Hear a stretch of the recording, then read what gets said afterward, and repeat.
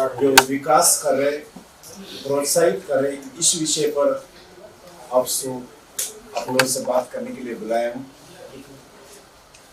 हमारा भारत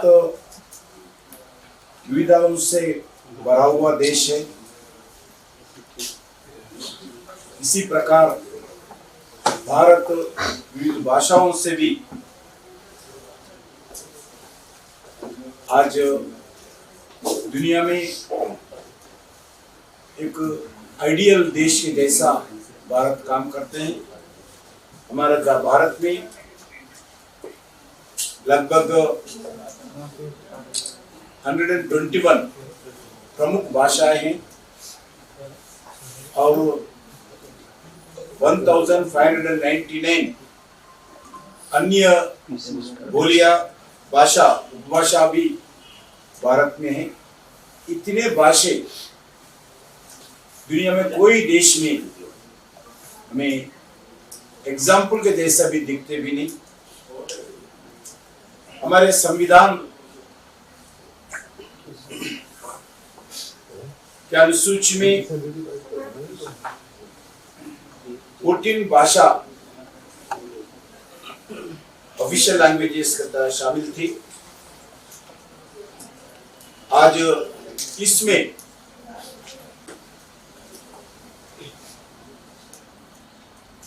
चौदह भाषा से बढ़कर 22 भाषाएं हमारे विविधताओं को दर्शाते हैं। ये भाषाएं सिर्फ बात या संवाद करने का साधन मात्र नहीं है, बल्कि नॉलेज, कल्चर और भारत की ट्रेडिशन, भारत की बहुमूल्य विरासत का दर्शाता है। भारत की भाषा आदरणीय अटल बिहारी वाजपेयी जी के नेतृत्व में जब से हम रीजनल लैंग्वेजेस को प्रोत्साहन करने का काम करते हैं, अटल बिहारी वाजपेयी जी ने कहा था, भाषा अभिव्यक्ति का माध्यम ही नहीं, बल्कि भाषा हमारा संस्कृति का आत्मा भी है।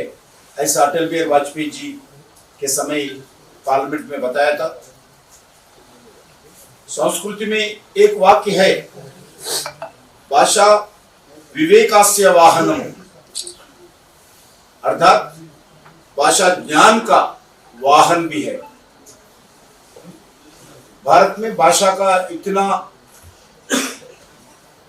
रीजनल लैंग्वेजेस से लेकर, हिंदी से लेकर, संस्कृत से लेकर एक महत्वपूर्ण भूमिका भारत को जोड़ने के लिए, भारत को एकीकृत करने के लिए भाषा काम करते हैं। लेकिन हमारे ज्ञान का वाहन को, इस भाषा का तोड़ने के लिए ब्रिटिश के जमाने में अलग अलग कोशिश हुआ है।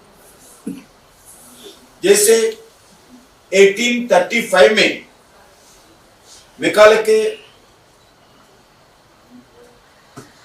द्वारा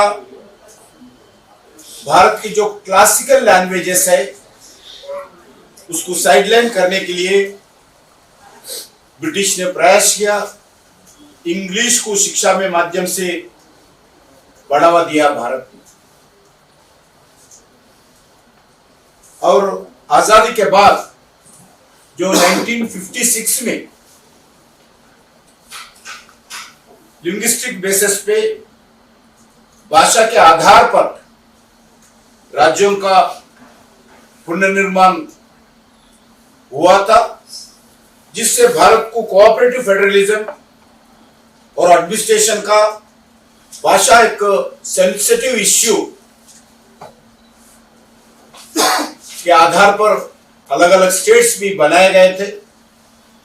भारत में लिंग्विस्टिक सिचुएशन की चैलेंजेस और अपॉर्चुनिटीज को एड्रेस करने के लिए 3 लैंग्वेजेस फार्मूला निर्माण किया गया है। पिछले 70 वर्षों में इस फार्मूला को स्टेट्स एंड नेशनल लेवल पर अलग अलग स्कूल सिस्टम्स में हो, बोर्ड्स में भी हो, एक आइडियल स्ट्रैटेजी के रूप में इस 3 लैंग्वेजेस फार्मूला को स्वीकार किया था।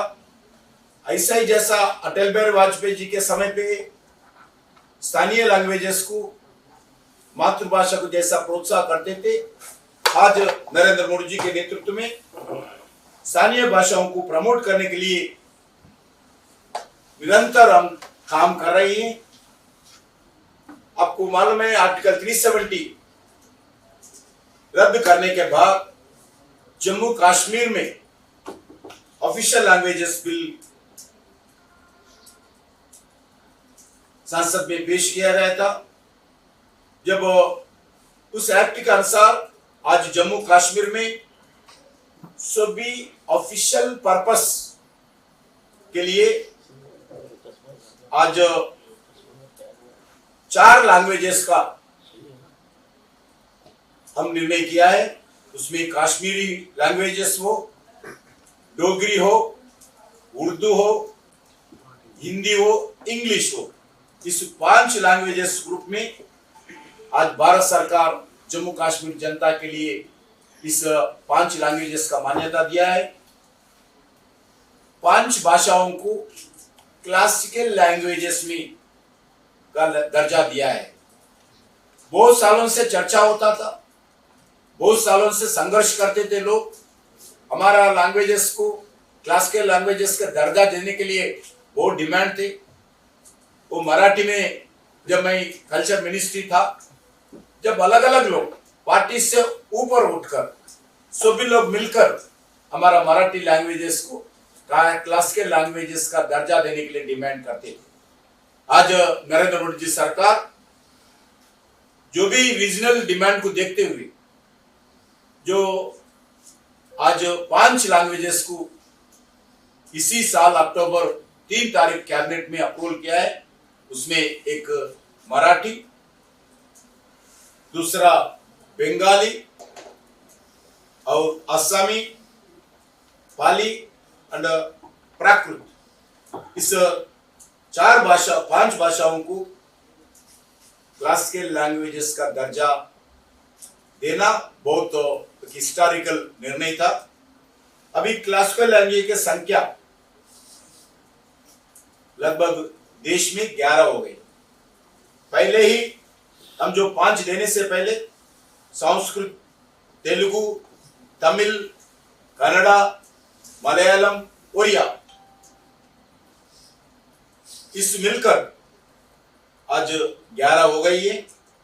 भारत तो दुनिया में एकमात्र देश है जिसने 11 भाषाओं को क्लासिकल लैंग्वेजेस का दर्जा दिया है। खाली पेपर के ऊपर दर्जा दिया नहीं, आज लोग 140 करोड़ जनता में ऐसी अलग अलग लैंग्वेजेस यूज करने वाले, उसमें 11 लैंग्वेजेस को क्लासिकल लैंग्वेजेस के द्वारा लोग गर्व महसूस करते हैं। ये भारत में ही है। आज मिनिस्ट्री ऑफ एजुकेशन के द्वारा क्लासिकल लैंग्वेजेस को बढ़ावा देने के लिए सिर्फ दर्जा ही नहीं, उस लैंग्वेजेस को बढ़ावा देने के लिए भी एजुकेशन मिनिस्ट्री के द्वारा, कल्चर मिनिस्ट्री के द्वारा लगातार प्रयास होते हैं। आपको मालूम है नरेंद्र मोदी जी सरकार आने के बाद 2020 में संसद के एक्ट द्वारा संस्कृत लैंग्वेजेस को बढ़ावा देने के लिए 3 सेंट्रल संस्कृति यूनिवर्सिटीज स्थापित किया गया। प्राचीन तमिल ग्रंथों के अनुवाद रिसर्चों को प्रोत्साहन करने के लिए, Tamil language students and scholars के लिए सिलेबस प्रदान करने के लिए central institute of classical Tamil का CICT स्थापना किया है। भारतीय भाषाओं के अध्ययन में संरक्षण में बढ़ावा देने के लिए central institute of Indian languages का भी स्थापना किया है। सिर्फ हम क्लासिकल लैंग्वेजेस का दर्जा भी नहीं, उस लैंग्वेजेस को और प्रोत्साहन करने के लिए अलग अलग इंस्टीट्यूट्स भी, यूनिवर्सिटीज भी हम स्थापना कर रही हैं। मैसूर में, कर्नाटक मैसूर में कन्नड़ा, तेलुगु, मलयालम और उड़ीसा के लिए स्पेशल स्टडी सेंटर का भी स्थापना किया है। आज क्लासिकल लैंग्वेजेस फील्ड में काम करने वाले व्यक्तियों को और संस्थाओं को प्रोत्साहन करने के लिए नेशनल एंड इंटरनेशनल अवार्ड्स भी भारत सरकार ने शुरू किए हैं। अलग अलग यूनिवर्सिटीज और भारतीय भाषाओं को प्रोत्साहन देने के लिए भी national awards, chairs and special centres का भी स्थापना किया है। इन भाषाओं के प्रचार प्रसार के लिए डेडिकेटेड कॉन्स्टिट्यूशन और आर्टिकल 351 हिंदी को भी लिंग्विस्टिक यूनिटी का माध्यम से मान्यता मिला है। आज इस वर्ष हिंदी को भारत ऑफिशियल लैंग्वेजेस रूप में मान्यता मिलके 75 इयर्स पूरा हो गए। हिंदी को 75 इयर्स के पहले ही ऑफिशियल लैंग्वेजेस के रूप में मान्यता मिला था। आज इस साल 75 इयर्स का हो है। पिछले कई वर्षों में हिंदू को लेकर कई पॉलिटिकल मिसकंसेप्शंस बनाए गए थे। भारत सरकार ने हिंदी भाषा को हर भारतीय भाषा के साथ साथ अटूट संबंध है, ये आप सब लोगों को मालूम। आज हिंदी पिक्चर्स, कोई ऐसा एक स्टेट नहीं है हिंदी पिक्चर्स इसी जगह नहीं चलते। सिर्फ भारत में नहीं, दुनिया में अलग अलग देशों में भी आज हिंदी पिक्चर्स देखने वाले हैं। हिंदी और क्षेत्रीय भाषाओं के एक दूसरे के साथ दूसरे भाषा को मजबूत करने के लिए भारत सरकार प्रयास कर रही है। हिंदी को बढ़ावा देने के लिए अन्य भारतीय भाषाओं को मजबूत करना जरूरी है। हिंदी स्ट्रेंथन होना है, देन रीजनल लैंग्वेजेस भी स्ट्रेंथन होना चाहिए, उसको भी प्रोत्साहन मिलना चाहिए। जब भी ये हम हासिल कर सकते हैं।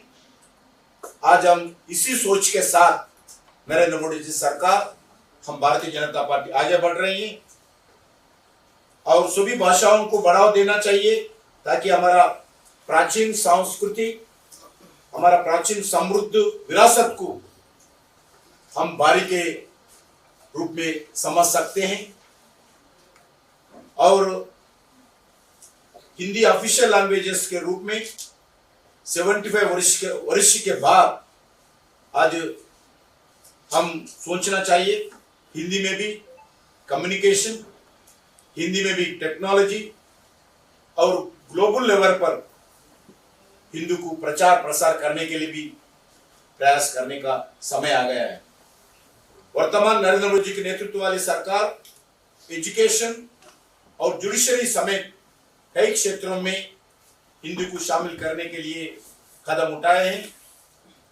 राजस्थान और उत्तर प्रदेश जैसे राज्यों में मेडिकल एजुकेशन कोर्सेस अभी खाली निर्णय नहीं है, इंप्लीमेंट भी हो रहे। जो मेडिकल एजुकेशन में पढ़ने वाले हिंदी में भी उत्तर प्रदेश, राजस्थान में पढ़ सकते हैं।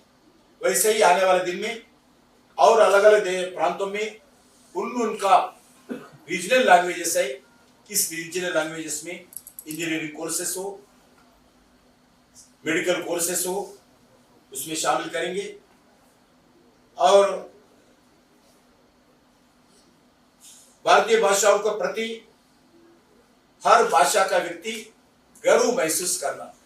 सिर्फ हम इंग्लिश में ही बात करेंगे, इंग्लिश के द्वारा ही हम एक बुद्धिजीवी मानते हैं, ये बिल्कुल गलत है। इंग्लिश भी सीखना चाहिए, इंग्लिश के कारण भी हर व्यक्ति को उपयोग होता है। इंग्लिश के साथ साथ हमारे मातृभाषा का भी पूरा प्रोत्साहन करना चाहिए, मातृभाषा सीखना चाहिए। ये हर भारतीय नागरिक का जिम्मेदारी बनता है।